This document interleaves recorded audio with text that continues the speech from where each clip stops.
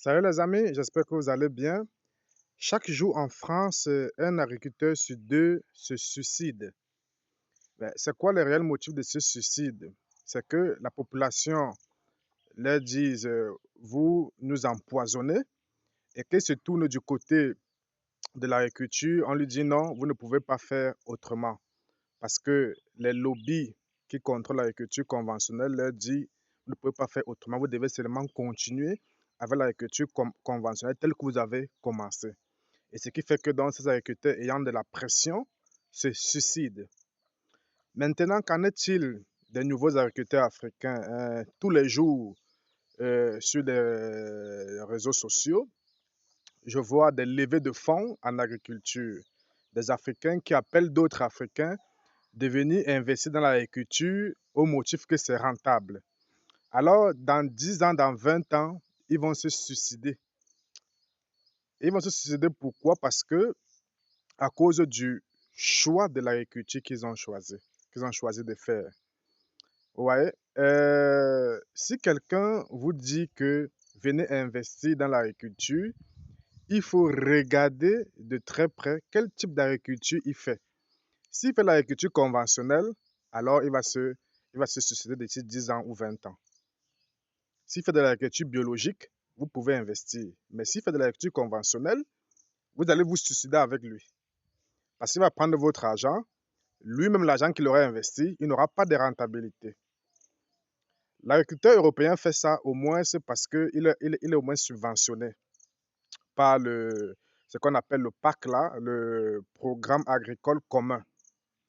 Alors, en Afrique, il n'y a pas dans ces subventions-là. Donc, ça veut dire que les gens y vont sur fonds propres.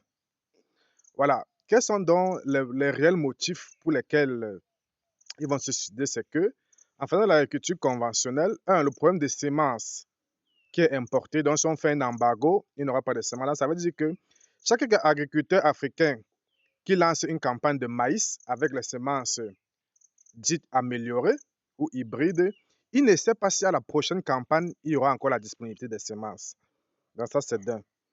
De deux, il y a la germination, le taux de germination des semences. Donc, ça veut dire que il peut bien labourer le champ, faire tous les travaux et tout, mais au moment de s'aimer et tout ça, il n'y a pas de germination. Donc, ce qui fait qu'il perd vraiment beaucoup d'argent. Autre chose, le fait d'utiliser beaucoup de produits chimiques sur le sol commence à durcir et à ne plus donner le rendement escompté.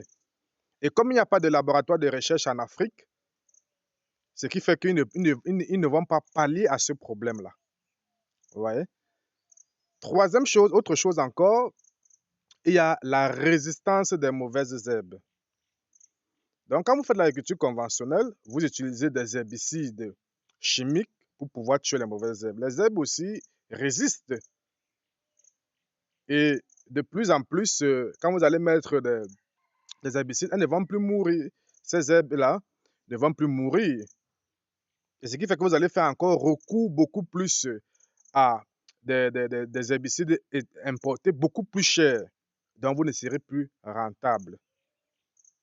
Parce qu'en Afrique, il n'y a justement pas de laboratoire de recherche pour développer sur place les stratégies de contournement.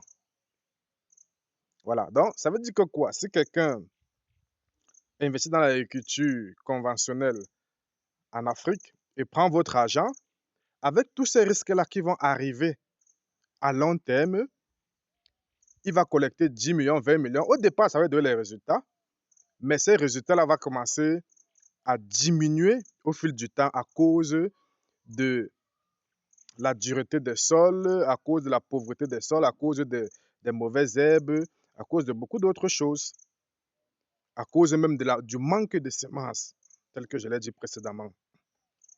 Donc tout ça va entraîner votre perte et de plus va entraîner le suicide massif. Et il faut aussi noter que de plus en plus en Afrique, les gens commencent à s'informer, les gens commencent à demander du bio aussi. Ce n'est plus comme avant. Vous voyez? Donc, ça veut dire que vous aurez une population assez aguerrie, assez importante, parce qu'on voit beaucoup de maladies là, beaucoup de problèmes de santé. Et donc, les gens commencent à se poser des questions, mais nous, on veut de bio, tu cultives ça avec quoi? On veut voir ton champ. et tout ça là, les trucs. Donc, ça fait que si tu ne fais pas du bio, les gens auront tendance à fuir ce que à te mettre la pression en disant non, moi je veux du bio et tout ça. Donc, ça va te créer, toi l'agriculteur, une certaine pression. D'où le suicide, vous serez entre le marteau et l'enclume. Un, des consommateurs qui demandent de plus en plus de bio.